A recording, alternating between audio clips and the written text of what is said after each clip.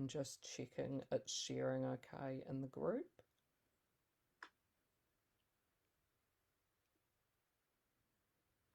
Okay, yep, we're all live and ready to go. So wanted to welcome everyone who watches us today. Today we have Karina Kilmore. Karina is a published fiction and non-fiction author who has been a financial journalist for about 30 years, covering almost every major financial event and scandal since the 1987 global share market crash. She has a passion for consumer rights and social justice and is a strong financial rights advocate for families in lower income households. So Karina's debut crime novel, Where the Truth Lies, and I've got a copy of it as well, and you've got it on your wall there. Where the Truth Lies was a finalist of the Victorian Premier's Literacy Award unpublished manuscript and the 2020 Ned Kelly Awards for the best debut. Although she's a debut novelist, Karina has more than 3 million words published in articles for papers, magazines and news websites around the world, equivalent to more than 30 novels. That's pretty impressive. She's also written 3 financial advice books. So thanks to Simon and Schuster, if you ask a question during the Facebook Live, you have a chance to win a copy of Where the Truth Lies. So thanks, Karina, for joining us. We're really happy to have you here. Would you like to maybe tell us anything else about yourself, or maybe you have some of your book you'd like to read to us? Yeah, sure. Thanks, Jackie, and thanks everyone for joining in today. I've been a journalist for a long time, so I've been a writer for a long time, about 30 years. Daily writing is my habit, and I've been a finance journalist. So you could say I've been a crime writer all my life. I'd like to start with just reading a passage from the book right at the very beginning. For those of you who haven't read it, it will give you a flavour to what the story's about. Just briefly, it's a story about a journalist who's investigating a crime at the Melbourne Walls. It's set in Melbourne and it's present day. So I'll just read a little bit for you. Okay. Seagulls screamed and wheeled, diving around the towering metal cranes that stood as a silent guard between the land and the sea. Tall and proud, they stretched almost through the blanket of grey that hid the morning sky. The cranes' splayed feet set solid, crucified by rusty bolts to the concrete wharves. The rain had stopped, but droplets still hung from the wire security fences. A glitter of water shook loose with each gust of wind. Chrissy pulled her jacket tight, not just from the cold, but also to cushion the memory. Childhood, her grandfather, the rumble of trucks vibrating through her feet, the constant whistles and sirens of caution, the shouts and cheers of working men. It was the same in every port. The picket in front of the main gates had been going all night. Portable generators chugged. Tent canopies were tightened. Digital signboards reprogrammed with new messages. Safety first, people not profits. There were about 40 men, some with drooping banners held loosely in tired hands, others with slogans stretched tight across t-shirts on strong chests and older pot bellies alike. Chrissy had been there for about an hour, still and unnoticed, off to the side. She could see the anger as she watched the men. It wafted off them like steam. Finally, she stood straight, took a slow, deep breath, clenched her jaw, and stepped into their midst. They quickly jostled. A hand pulled on her shoulder and spun her around. "You're with that fake right-wing news brigade," he said as he yanked on her media ID, outrage in his eyes, spittle in her face. Another tapped her notebook so hard it almost fell to the damp gravel, but her fingers kept a thin grasp on the spiral-bound pages. It was her red cross of neutrality, her shield, Chrissy stood her ground among the men and did her job. She listened. Centuries of shared tradition between men and ships were at an end. The wharf was being automated. Men were no longer needed. The media too, she knew, her job, her love, faced a godless future. Algorithms dictated assignments. Traditional news judgment, now optional. Thanks for that. I'm really interested to know where you got the idea about the book from. It's all based on pretty much first-hand experience. So as a journalist, my main character is a journalist, but also I grew up in a big family of wharfies and truckies.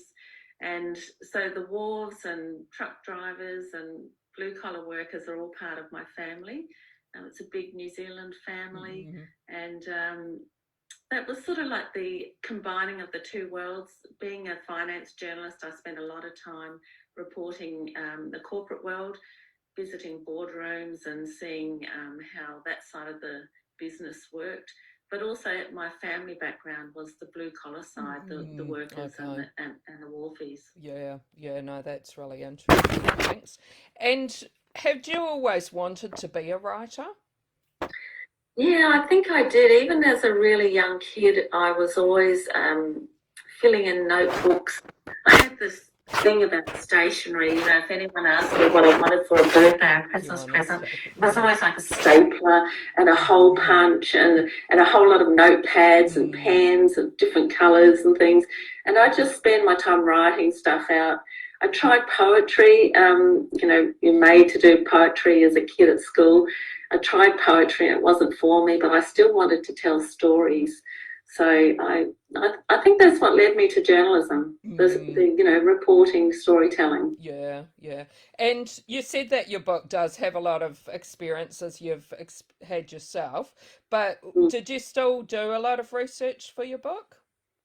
Yeah, I did. I'm a research person. You know, that's what I like to do. I like to find out new stuff. I had to find out all about, not that you'll necessarily read it in the book, but I had to find out all about the automation of the wharves. And Melbourne Wharf is one of the most automated wharves in the world, one of the highest technology wharves, where cranes are operating without humans in them already. You know, plus also, you know, the whole shipping industry. We've got what's called ghost tankers now just roaming the world with like 5 people on board, these massive great beasts of ships, you know, with mainly run by computers. And we've got a few people watching, which is really great. So just reminding the people watching to type any questions you might have in comments, and you'll have a chance to win a copy of Where the Truth Lies. I have one question from Anne.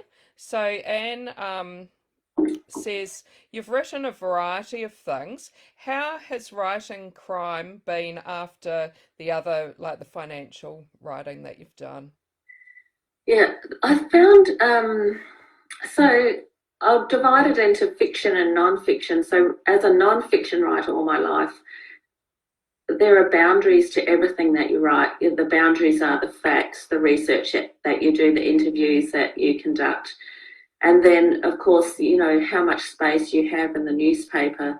All of those boundaries make up your work, your daily work as a journalist. And if you're writing 3 or 4 stories every day, you know, you're pushed for time, you've got deadlines. So it's a really high pressure environment to work. As a fiction writer, I have no boundaries. I have no deadlines, no big pressing daily deadlines.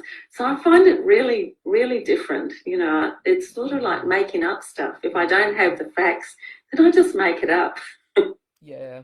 And how hard or easy was it to get that first novel published? For me, it was very straightforward. So I wrote a friend of mine entered a competition. It was the Victorian Premier's Literary Awards, and with her debut manuscript, and she won. And she said to me that was Jane Harper, who's quite a well-known author in Australia, Yeah. and we worked together as finance journalists Okay. in Melbourne. Oh, so she And was a finance we're, journalist we're before as good well. buddies now. Yeah. Okay. So she said to me, just do it, just write this manuscript, put it in the award, and just see how you go. So that's what I did. I had 9 months before the deadline to the award, and I entered it, and I was very lucky to be shortlisted. So after that, after entering a competition, you often get people approaching you about being your agent or being your publisher. So for me, that was a very straightforward way to getting my first book published. And I know it's not like that for most people. In fact, that's a very unusual thing to happen. Most people slave away, write several manuscripts, get lots and lots of rejections, and if they keep going, they eventually get published, and a lot of people don't get published. So to get my first ever attempt at a manuscript published, I'm very thrilled. And after you entered that, did you have more than one like interested in your novel, or you? Yeah. So there was a lot of interest, and so I chose an agent, and the agent put the manuscript out for tender and like an auction, to the publishing houses, and there were 4 bids on the manuscript, and of course I went with Simon and Schuster, so that's how it all happened. And Mary's wondering if any other writers inspire your writing. Yeah, I think Nia Marsh, a New Zealand writer, a New Zealand mystery and crime writer, was sort of my ultimate crime hero as a little kid reading. There's some great New Zealand writers, but internationally, Lee Child is a fabulous crime writer. Really, there's heaps. I don't know where to start. I've read crime all my life, so I have a little stack constantly in my house of crime books that I'm planning to read. Sandy's wondering what has been the most exciting or unusual aspect of being a published crime writer for you so far. I think most exciting was a little bit delayed because my debut, Where the Truth Lies, came out in just as COVID hit the world, and in Australia, just as all the lockdowns happened, all the stores closed. That went on for several months, especially in Victoria where I am. So I never got to do any bookshop events or meet authors, meet readers, or do author panels. So just recently, I was invited to the Sydney Writers Festival. So that's over a year now since my book came out.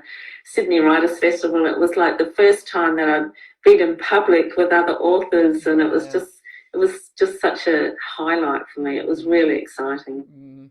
And a couple of people have asked similar questions, Belinda and Kate. They're wondering if you are going to continue writing fiction, and if you have another crime novel that you're writing at the moment or something else. Yeah, I love fiction. I'm a great fiction reader, always have been, but now that I've sort of got over the hump of getting my first novel written and published, I love the idea of continuing to write fiction.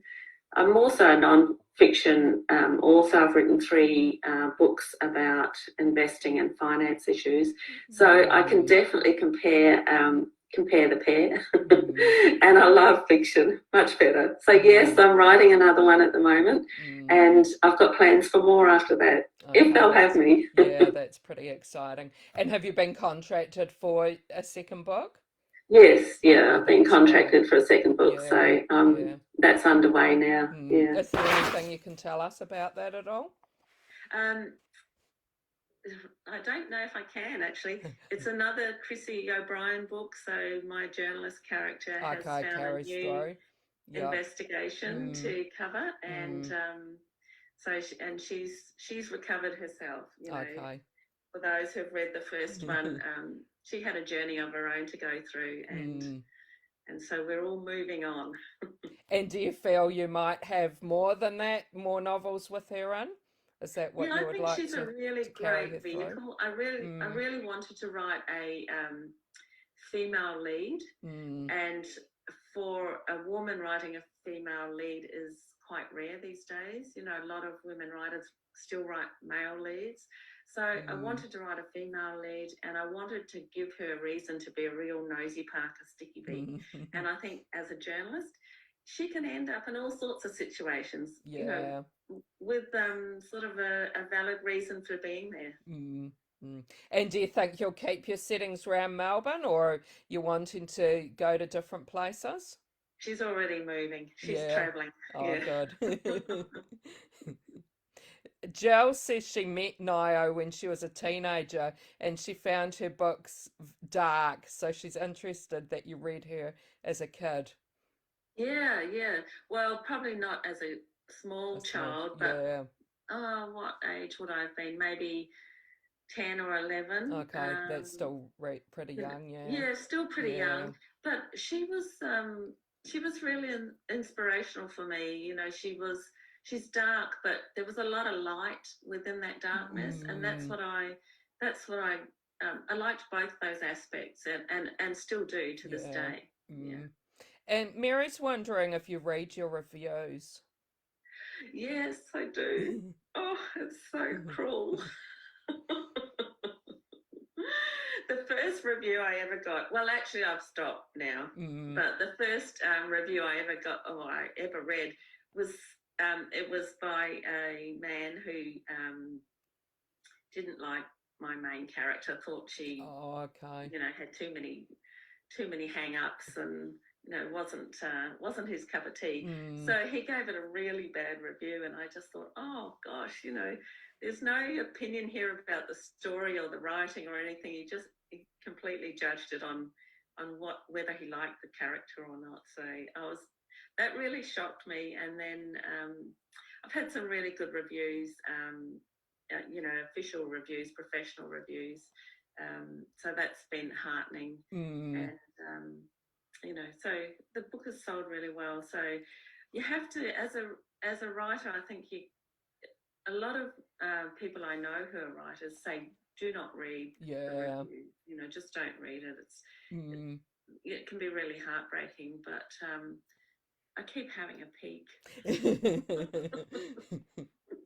You can't help yourself. Can't help myself. And we've actually got Jane Harper who's watching. Oh, And hi, Jane. and she said she just wanted to say congratulations to you, Karina. You've done such a great job writing and publishing your debut novel, especially in the midst of COVID. And as a fellow former journalist, I loved the newsroom aspect of WTTL. Oh, thank you, Jane. That's really kind of you. Thank you for watching tonight too. Yeah, thanks, Jane. I am interested to know how you get your characters' names. Do you use names of people you know, or try and steer clear totally from that? I steer totally clear from that, especially after such a long career in the newsroom or various newsrooms. I didn't want to cause anyone to recognise themselves with a name, but I'm sure there'll be that. And in fact, it's really funny because I get people come up to me and say, you know, that guy such and such in the book, is that based on? I wondered it. And my standard answer is no, no, definitely not. So character names are really interesting. I wanted, well, there's sort of a technical side to it as well. So you can't have too many names starting with the letter J. You know, so Jackie, you could be one, but you know, we wouldn't really want a John and a Joanne as well. You know, Yeah. so there is a little bit of technical stuff about, so that people remember the character's name a little easier if they're not starting with the same letter or sound similar. Mm, Yeah. mm. And when you put your book to the editor, did you have to go and change any names completely? Um, no, I think I'd It all already stayed, worked out yeah. worked out yeah, the names by Mm, then. Yeah. mm, But I wouldn't be surprised, if the editor had said to me, oh, this name doesn't gel, or something like that. I'm, as a journalist, you're used to getting your writing torn to shreds. So mm, I'm a mm. very compliant author. Yeah. Mm. Mary's wondering who your biggest supporter is. Oh, biggest supporter. I wonder what Mary means by that. Does she mean in the publishing industry, or Yeah, I yeah, think so. I With your, guess she does. yeah, yeah. Yeah. Um, it would have to be my friend Jane Harper. Mm. I know Jane's just called in or just started watching, but she's been like a beacon for me. She's sort of like I'm older than Jane, of course, but she's almost been like my mentor. Mm. Yeah, so I think Yeah, Jane and I definitely. think that's really, really good if for a debut author, and that even though you have done all the financial, like to have someone like that you can have as a mentor, and that must be really great. Oh, it is. Yeah. Mm. We get together and we moan and complain about things, and then we, you know, buoy each other up. It's mainly Jane buoying me up because, Jane's so successful now. She doesn't need much buoying up. And did you give Jane a copy of your book, like as you were writing?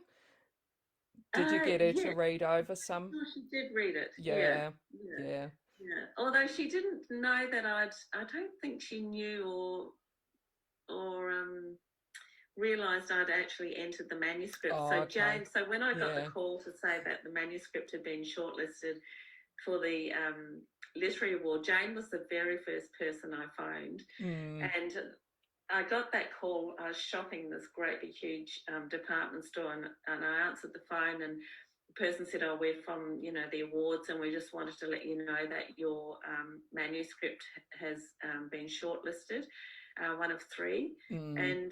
And I said, "Oh, look, I think you've got the wrong person. Oh, right.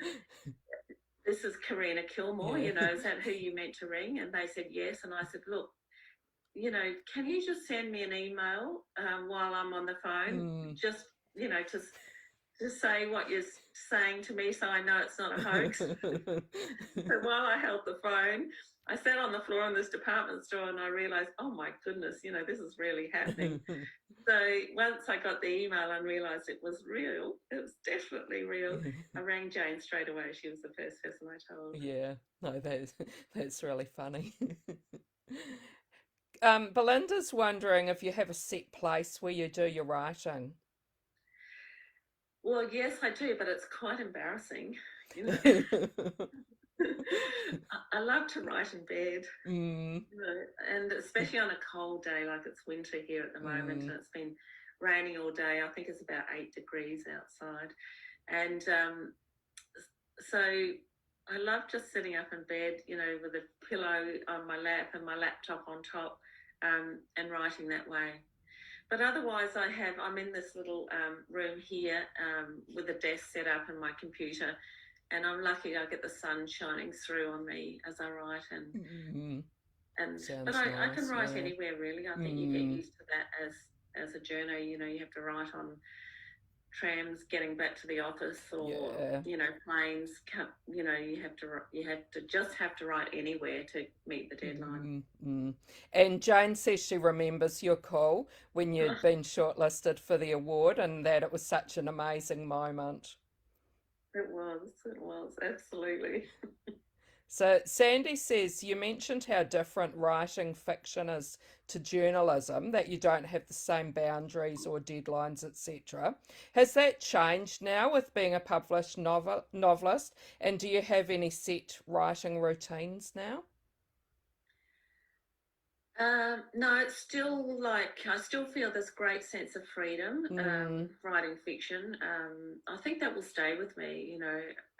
But as far as a routine goes, I'm not very disciplined because I don't have a deadline now. So, you know, when you've got sort of daily deadlines, several daily deadlines during the timeline of a day, you get used to just focusing on that piece that for that next deadline. Um, so I make these artificial deadlines for myself. It's the only way I can cope, really. And so I try to write every day, and I write first thing in the morning. Hence why I'm sitting in bed still writing. So I'll get up and get a cup of tea, hop back into bed, open the laptop, check the news. I'm a news junkie still. I check all the global news every morning to see what's happened while I've been asleep. Because I'm a little bit of a control freak too. I like to know exactly what's going on and does anyone need my help? And then I start writing. Yeah. So I'll do that for maybe 2 hours. Okay. Yeah. And like I really, really love the cover. The colours of the covers are beautiful. Did they give you a few to choose from, or that's the first one that they gave you? And that was variations on that one. It wasn't ever going to be any different.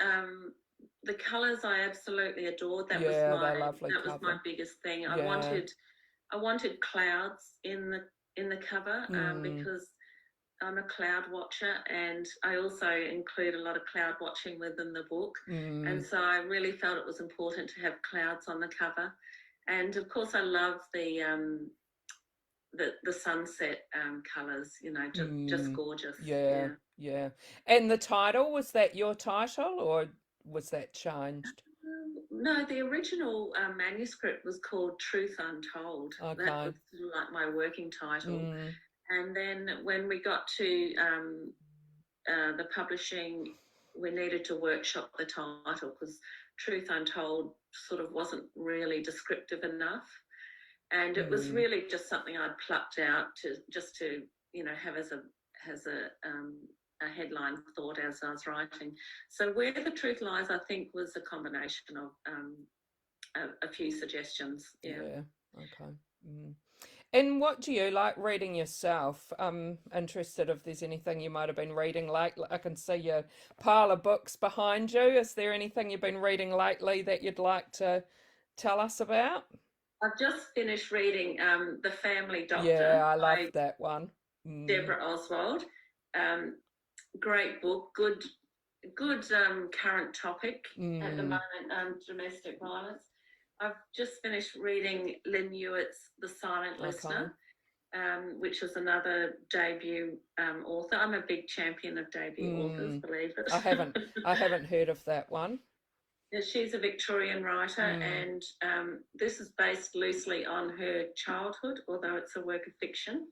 And probably my favourite book last year was this one here. It's called Blacktop Wasteland. It's by a sort of a breakthrough crime writer, Sean Cosby, and this is his I think it's his first book, or the first book that's sort of got wide acclaim. Okay. That was a fantastic, that's like a good old-fashioned heist crime story, lots of fast cars and jewellery theft and things like that. So very traditional crime. So that was really good. But I just read non-stop. I've just finished lately Beloved by Toni Morrison, which is it's just such a beautiful, haunting book. Nothing to do with crime, although you could call the racism in the around the world a crime, but that was a really gorgeous book, so I recommend that one as well. And Jill's wondering, the one that you mentioned before, was it Sean Cosby? What country? Where's he from? She's asking. He's from the US. He's a Black American writer.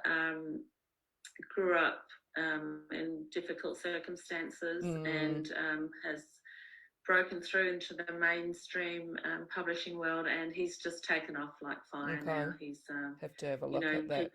people will be reading his second book very soon, I'm sure. Yeah.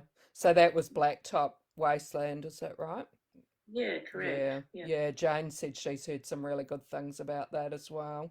Yeah, it's a magnificent book. Mm. And I'm just wondering for you, when you're reading a book, what makes a good book for you? Oh, it needs to be fast paced for me. I'm not so keen on a slow read. I like a story to keep pulling me through. That usually means not too many adjectives. Anything overly described, or as it's known, overly written, doesn't hold my attention. I keep wanting to edit it and remove some words and chop out that sentence, so I get distracted by it. So, sort of short, sharp, clean writing is what I aim for. I'm getting better, but that's what I like to read as well. Yeah. And Kate's wondering if you actually read crime while you're writing crime, because I know some authors do try and stay away from that. I do, because I also review a lot of crime books for the Herald Sun. Okay. So I'm constantly, in fact, some of these books, this one here, I'm just so looking forward to this one. I'll just quickly show this one to you. It's called Nancy Business. I read his first one. Yeah, it's the second book. The first one was called The Nancys. And he's another author originally from New Zealand, like you as well. That's right, Rob MacDonald. And this is I really admire this writing because it's humorous. It's so hard to write comedy or humour. Well, I find it so hard, and I've read a lot of bad attempts at humour, but this is just perfect. Yeah. Just the right amount of humour. So I haven't actually read this one, but that's next on my list to review. Yeah. No, I'm sure that one will be another great one as well, because I know the first one was good. Could you tell us what you think being a successful writer would mean to you? It would mean that I could be, I would be self-employed, for a start, which is very hard as authors. I think the average income for an Australian author is $14,000 a year. So even though success isn't measured by income, a lot of writers can't afford just to be writers. Yeah. They have to have a full-time job to be able to keep writing. So to be a successful writer to me would mean that I didn't have to have another income, that I could just rely on writing. And I think the more successful you are as an author, and the more income you earn, the less you have to work outside of your writing, the more successful and fulfilling the job of being an author would be. I'm sure that would be the case. You would be able to craft yourself better and research and just have the time. I think with my first novel, I was working full time writing the first manuscript. I was working full time, and I had a daughter, and I would go to bed about 10 o'clock at night. So I'd finish work about 7 o'clock each night, get home, dinner, all sorts of things, then go to bed about 10 or 11, and I would write, and I set myself a word count in that first project I did, and it was 2,000 words a day, because I had that deadline that I had to meet to enter the competition. So I set my my word clock, I called it, was 2,000 words. And often I would be going to sleep about 2 or 3 in the morning, but sometimes I wouldn't get to sleep at all, because I could not reach my 2,000 words. Wow. So I would get out of bed, get dressed, take my daughter to school, come back, have a shower, go to work, and it's bloody hard. Yeah. Well, and Jel says that she admires the determination of all those who write books, arranging all their time and their family. Yeah. It really is a hard slog in countries that don't sort of, support the arts as much. You know, in Australia really needs to increase its game on that. Yeah. Not just writing, all the arts, you know. Well, thanks so much for all the questions that people have been asking and for answering our questions. Could you, well, if anyone else has any more questions before we finish, don't forget to type them in comments, and remember you have a chance to win a copy of Where the Truth Lies. Karina, do you want to tell us before we finish off how people can keep in touch with you? Yeah, sure. I've got, I'm on Instagram, Karina Kilmore Author, Twitter and Facebook, Karina Kilmore Author, or they can look at my website, karinakilmore.com. And I've got just a final little passage to read if you've got time. Yeah, that would be great. Thanks. So the first passage was about setting the scene for the wharf and the sort of the external job of a journalist, and this little passage I've got now is about the inside job of a journalist, of how a journalist has to work in the newsroom. So I'll just thank read you. O'Brien, what the hell's going on with this wharf piece? Supposed to be a news story, not a bloody novel. Cut it back. O'Brien. Chrissy jumped up and glared across the newsroom. Dare she argue back again? She walked towards him, sidestepping waste paper bins and navigating crowded desks. All eyes on her. She swallowed, lifted her chin. Harry, it's worth the space. The wharf's hot news. Everyone's got a piece of the story. The strike, the city, big business. Whole place is a firecracker. Forget it. He held up his hand to silence her. A glimmer of white where a wedding ring once was. You've got 170 words. Get rid of the fluff. Chrissy threw her hands up and turned back. A short show tonight, folks, she thought, as the heads popped back down behind their petitions. They had become used to her being hauled over the coals. She gave her colleague James a look and slammed her hand across the desk as she sank hard in her chair. Why do you bother? James asked quietly. How many times, Chrissy? Play Harry's rules or end up in the doghouse. Woof, woof, she said. He was right, of course. She stared at the screen, her hands curled and ready on the keyboard, but unable to type. Tonight, Harry's dismissal got to her. She flicked back and forth through her notebook. The newsroom was loud. People, desks, tables and partitions were jammed into every spot. Journos, subs, producers, editors, assistants, they all worked on top of each other. Televisions blazed different channels on every wall. Radio stations were monitored and constantly tuned in and out. Phones rang non-stop. The noise didn't usually bother Chrissy, but tonight she couldn't shut it out. Voices grew shriller, and the thumping bass of the newsroom amped up even more. Thanks so much for that, Karina. Welcome. And thanks for joining us, and thank you everyone for your questions, and totally recommend Where the Truth Lies. If you're looking for something new to read, get out and get Karina's book. Thank you, and bye everybody. Bye everyone. Thanks for tuning in. Thanks Jackie. Bye.